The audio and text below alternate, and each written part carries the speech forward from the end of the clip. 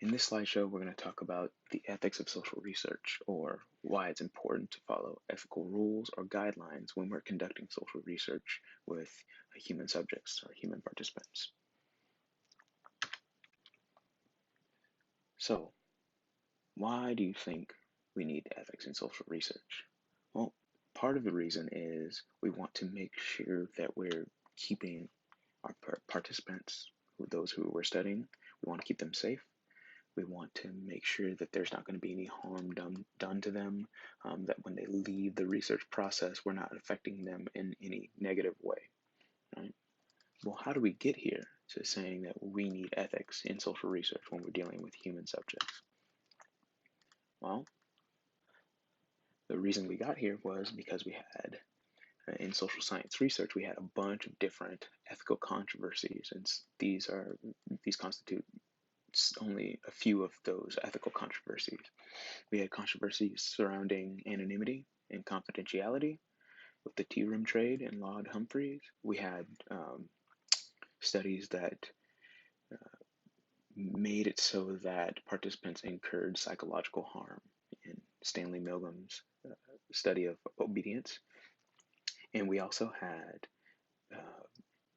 participants incur other kinds of psychological harm, even to some extent physical harm, in Philip Zimbardo's study at the Stanford Prison Experiment. So we'll talk about a couple of these and why it's important, what we learned from them, and why we have ethical rules or guidelines nowadays. So the tea room trade is a study done by Laud Humphreys. Laud Humphreys was I think a psychologist or a sociologist, and he was interested in studying the sexual activities of men who have sex with men, but sort of those who may or may not be leading discreet lifestyles. So he wanted to study gay sexual activities in public restrooms and parks. So he would go to various parks, and he volunteered at these parks in the restrooms to become the watch queen or the police lookout. So he would stand there, watch the door to make sure that police weren't coming in and catching the people engaging in gay sexual activities, right? And this is because these sexual activities were engaged in while people are in public restrooms, right? So police were sort of concerned about this, and a lot of researchers knew about this, but Laud Humphreys took it to the next level and said, "Hey, kid, we're going to go out and study who these people are, what they enjoy, what they don't enjoy, what's going on in the context of these restrooms." So he volunteered to become the watch queen to watch out for police invading, and he wanted to know who was engaging in these sexual activities. Well, not only is Laud Humphreys potentially putting himself in danger in certain situations, but that wasn't really what the ethical controversy had to do with. The ethical problem for Laud Humphreys was that after a while he was volunteering as the watch queen, he actually collected the license plate numbers of those who are going to the public restroom to engage in sexual activity with other men. So he took down their license plates, and then he went to quote unquote the DMV, or was able to get his hands on driving records, and he was able to link those recorded license plates to addresses for those men who were participating in these tea rooms. Right? So what he did was he took those plates, linked them to their addresses, and then met with these men at their homes to interview or confront them. Right? Now this is unethical in the sense that when we're engaging in social scientific research, we want to ensure that these participants, the people who we're studying, for Laud Humphreys, it was the men who were having sex with men, we want to ensure that they're safe. We want to ensure that they are anonymous, right? Their responses are anonymous. They can't be tracked back to these individuals.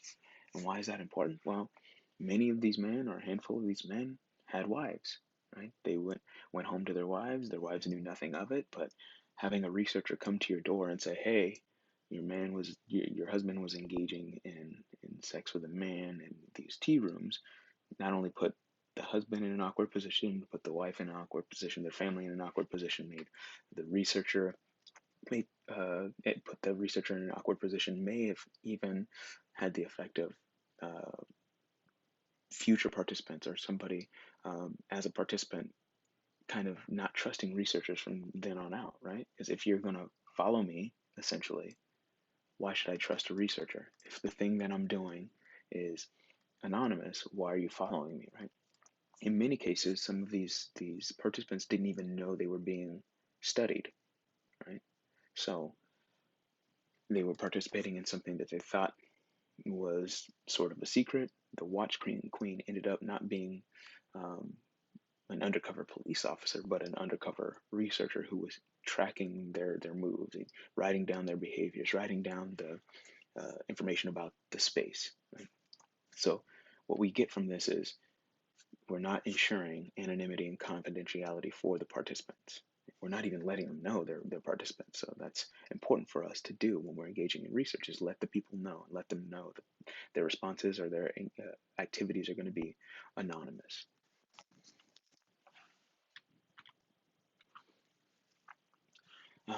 We have the Stanley Milgram study, um, uh, and this was a study uh, into psychological harm. Right, so um, Stanley Milgram he wanted to know um, about what was going on with obedience in World War II. Right, a lot of um, people who were on trial at the Nuremberg trials and whatnot for you know malicious activity as a part of the SS or Nazis, much of their defense centered on, well, I was just being obeying orders. I was just being obedient to my commanding officer, right? So what Stanley Milgram wanted to find out was, are people really under pressure just going to obey what somebody else or a superior says, right? So he was able to bring in two individuals at a time into an experiment, and with the experiment, he would randomly assign, quote unquote, randomly assign one person the role of a quote unquote teacher, and then another person would be the student. And the teacher was actually um, one of the participants was the teacher, right? But that was the actual only participant in the study. So while he's bringing in two people, the only person actually being studied is the teacher person, the person who's given the role of teacher. The person who's given the role of a student was actually working with Stanley Milgram, what we call a confederate, somebody who works with the researcher for to help them gather information. So the student goes into the one who's working with Stanley Milgram, goes into another room with the doors closed and everything. And when the doors are closed, the teacher is told that they're going to engage in a test, right? So the what the teacher is supposed to do is say, "Hey, here's a list of words. I want you to recite them back to me." Right? You have to remember these words. So now, when the teacher starts reading the list of words, then the student has to repeat them back. The student is the person working with Stanley Milgram. The student repeats them back, and if they get a word wrong or miss a word, the teacher has to administer a level of shock to the student. Now, importantly, Stanley Milgram did not actually administer, the teachers did not actually administer shocks to the student, but the student, because he was working with Stanley Milgram, would say, ah, that hurt, right?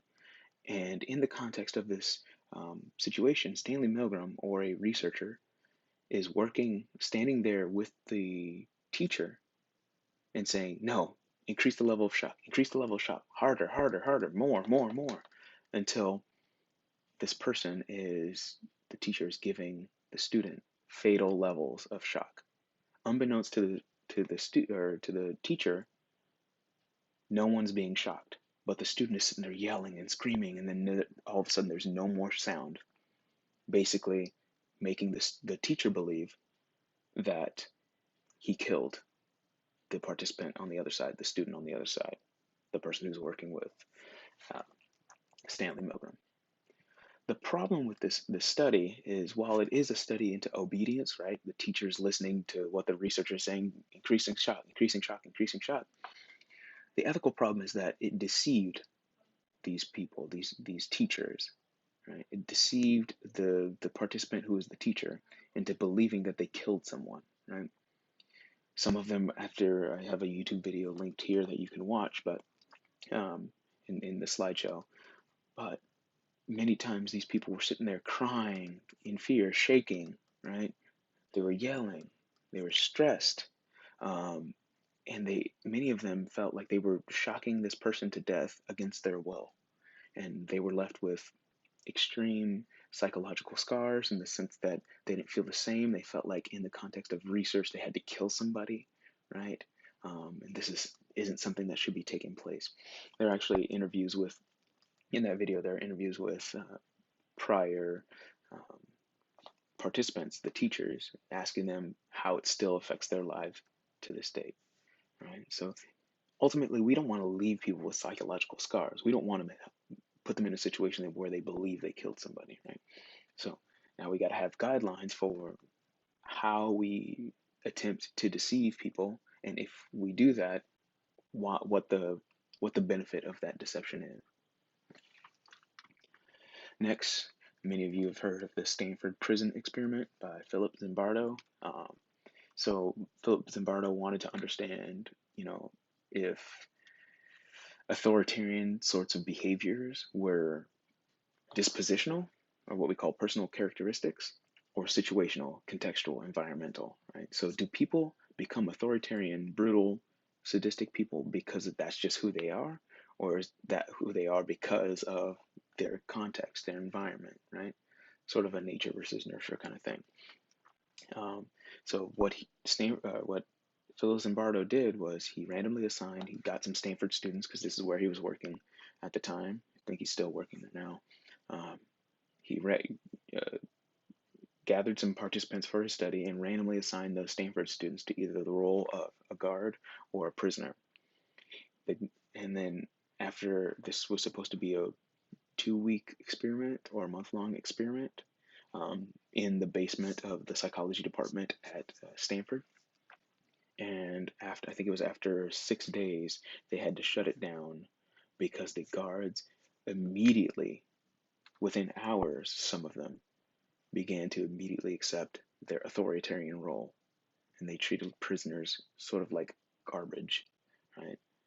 Just because they were given this role title, right? They were given this title, and that made them sort of buy into what that role constituted, right? So after 6 days, the experiment was abandoned because guards began to physically and psychologically torture the prisoners, the quote unquote prisoners.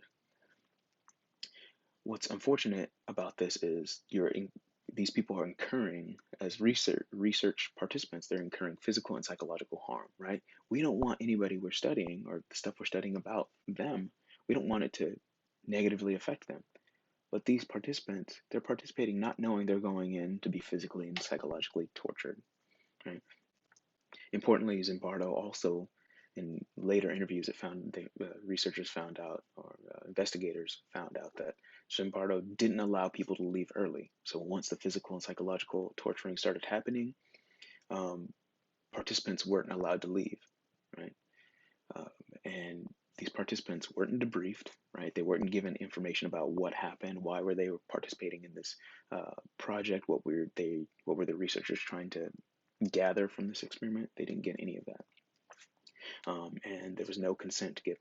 Students weren't given a consent form to say, hey, I consent to these possible negative outcomes.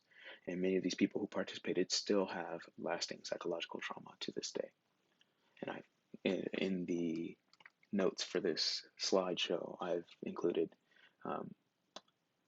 a link to a video about it, the Stanford Prison Experiment. So ethical standards in research, right? Because of these 3 studies, as well as many others, organizations have developed a set of rules that are designed to help participants, human research participants, from harm and risk, right? Well, So we need a set of rules to follow and to ensure that they're safe. But who sets them? Well, two main groups set the rules, right? The main group are, professional organizations, right? So professional organizations are like discipline-specific organizations, and they set the standards for what human subjects research looks like in that discipline. So many of you are um, members of the American Planning Association, right? American Psychological Association, ASPA, maybe American Sociological Association, maybe American Society of Criminology, right? ASC. These are the professional organizations for our disciplines, and each of these organizations sets up a bunch of rules, a set of rules for conducting research, right? A set of guidelines for if you're going to interact with humans in your research, this is what you need to do. Right? So these professional organizations set these standards. I've linked to all the ethical guidelines in the notes here. But in addition to that, each campus, each university that conducts research on humans needs to have what we call an institutional review board, or an IRB. And the IRB is a panel of experts at each university or institution, and these experts essentially enforce the rules that are given by organizations. So it's a panel of experts across various disciplines. They sit there, maybe they meet once a month. They review all of the proposals for conducting research before that research is conducted and say, well, they're abiding by this standard in this discipline, this standard, and this standard, but they haven't reached this one. So they may send it back and say, hey, you haven't shown us how, based on your discipline, you've met this standard of ethical conduct. So organizations are important, the professional organizations are important, but also institutional review boards are sort of the enforcer.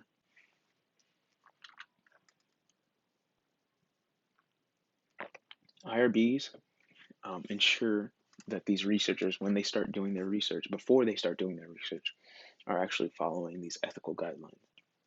So who or what?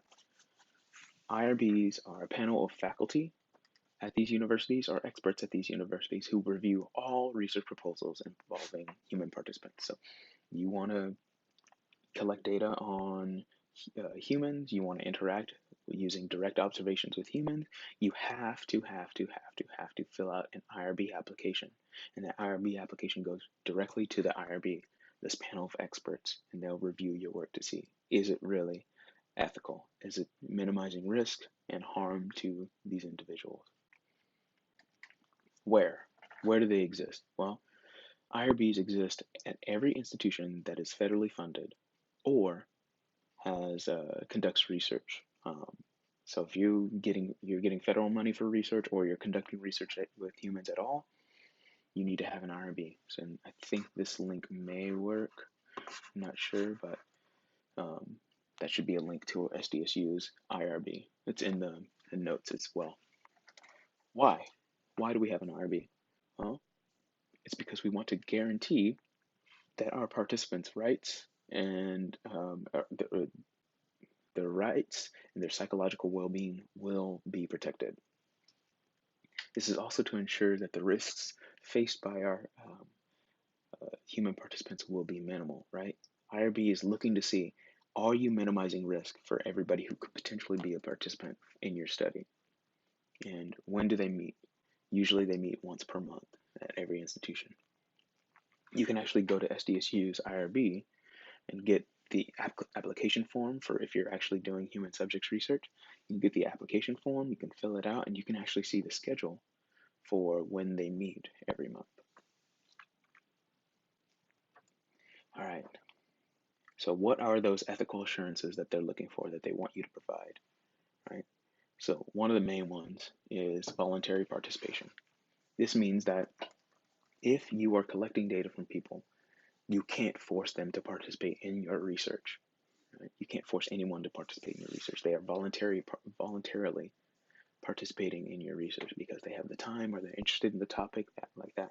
You can't force anybody, right? Unlike the Tuskegee study where black men were um, injected with um, syphilis, and they wanted to see how long the human body could live with syphilis in their body. Those people were forced to participate. So that's another example of ethical controversies in research and human subjects research.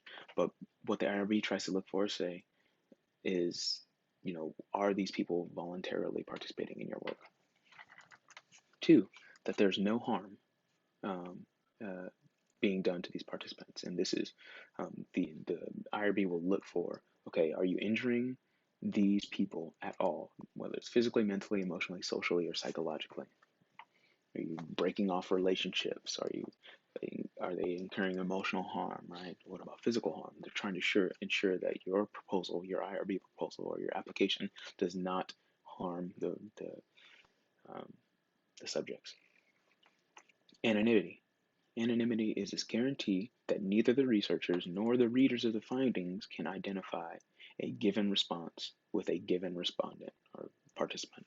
So basically, if I write a research article on interviews with 20 people, I need to ensure anonymity in the sense that if somebody's reading my article about these 20 people, they can't say, "Oh yeah, I know that. That's Billy from down the road," right? They want to ensure that you can't identify those people.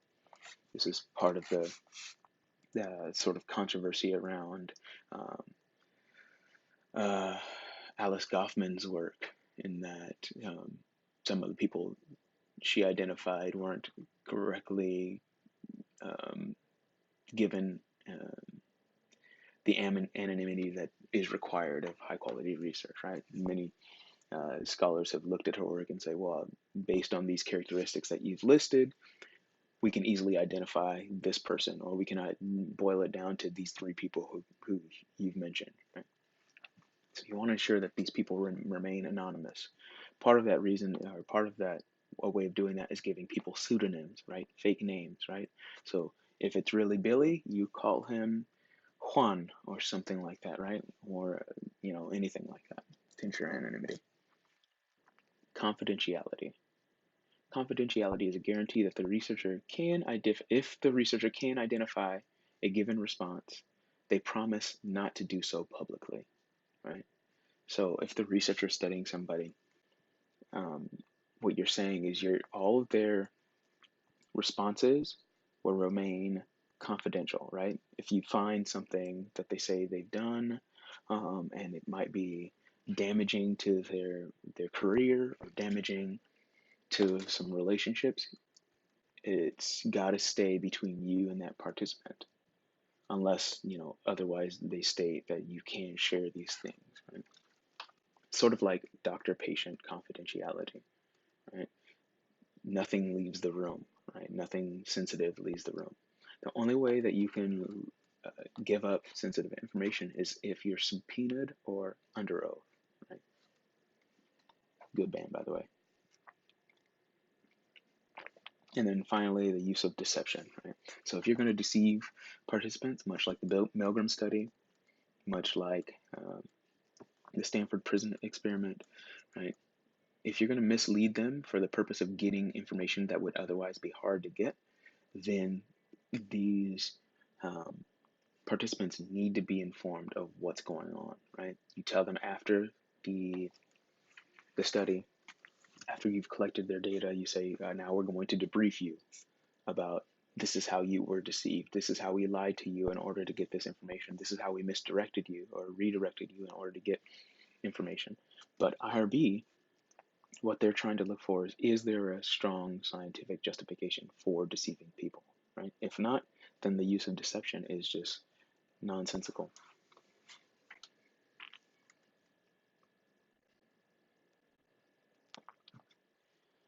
And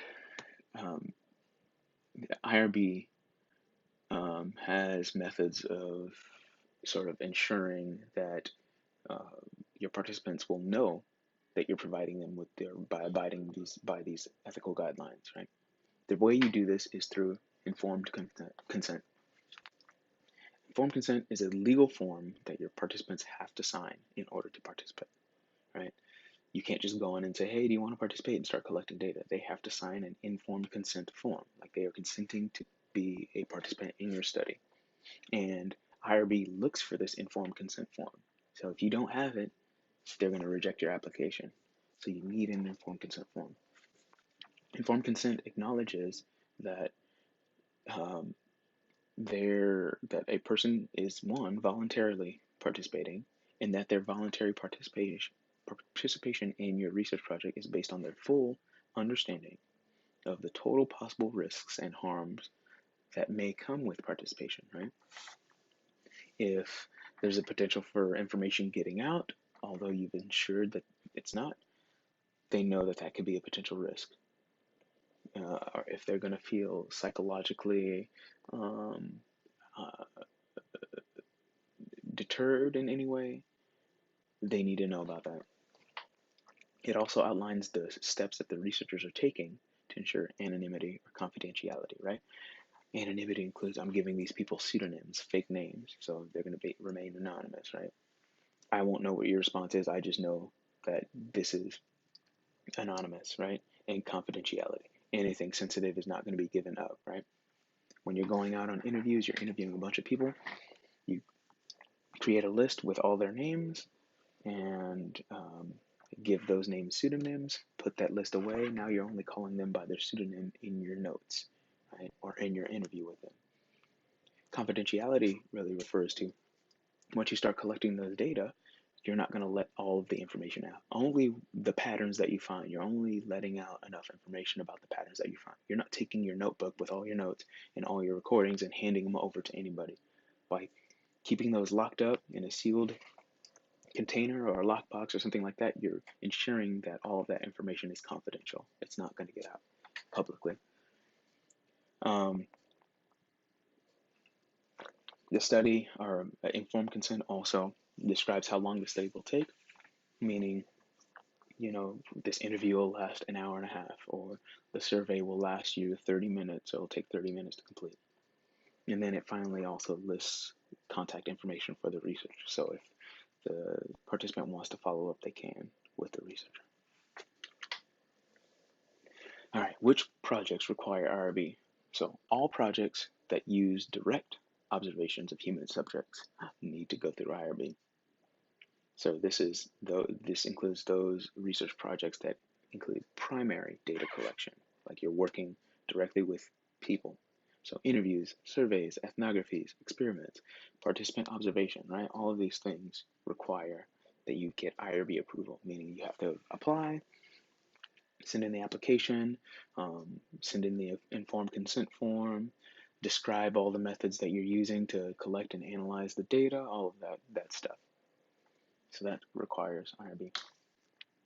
Projects that don't require IRB approval, and that is anything that is not using direct observations or anything using indirect human observations, right? So content analysis, text analysis, looking at data from previously administered surveys, census data, crime data, all of those publicly available data.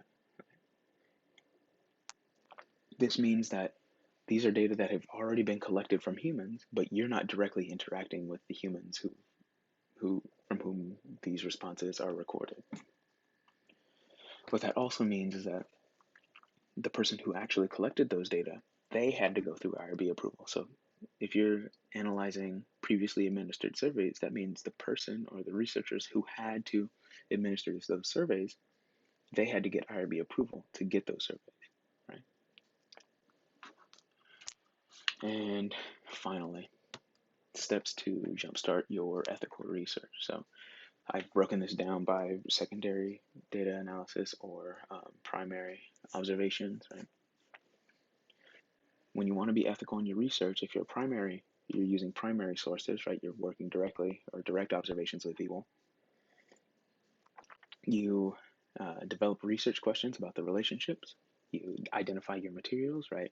So materials and procedures for answering that research question. So you can use a questionnaire, interviews, what are your manipulation conditions, things like that. And you have an informed consent document. Then you submit an application to the IRB at your institution. You outline the procedures that you're that you're going to engage in to answer that research question while working with human subjects. You include those materials as well as the consent form, and then you wait for approval. And that's the most important part. Timing your IRB application is important because you're going to have to, if you're working directly with human subjects, you have to get it approved before you can actually do the research. Right? So you can't just submit it and say, well, I know it's going to be approved, so you start collecting data. Those data will not count, right? Those data will not count for your study because you haven't collected data. I mean, you haven't been approved by IRB to start collecting those data. So you can go ahead and start collecting those data, but they don't count in terms of the overall findings for your study. Right? You have to wait for approval. And sometimes it's a week, sometimes it's 2 weeks, sometimes it's several months before they get to your application. So you wait for approval. Now you can begin data collection only after your IRB application has been approved, and you can move on. With secondary data analysis, you develop your research questions about the relationship between your variables. Materials in your procedures really are identifying data sets that already exist that include those variables. That'll help you answer your research question. No need to deal with IRB with a secondary data analysis. Although some have, there are unique cases where you might need to, if there is sensitive information that requires special access. And then after that, you gather and you can merge various data sets. So I said this already. Proceed with caution because some data sets may require that researchers request special access, which may also require an IRB application saying, here's the sensitive information that exists in this already existing data set, and I need special access for it. I'm going to keep it confidential. People will remain anonymous, but I need these data to answer this specific question. In that sense, you're not dealing with direct observations, you're dealing with indirect observations, but there's such sensitive information in those indirect observations, in that secondary data analysis, that somebody could potentially identify those participants. So these are some things to keep in mind as you proceed with your research projects. And yeah, that is it when it comes to ethics.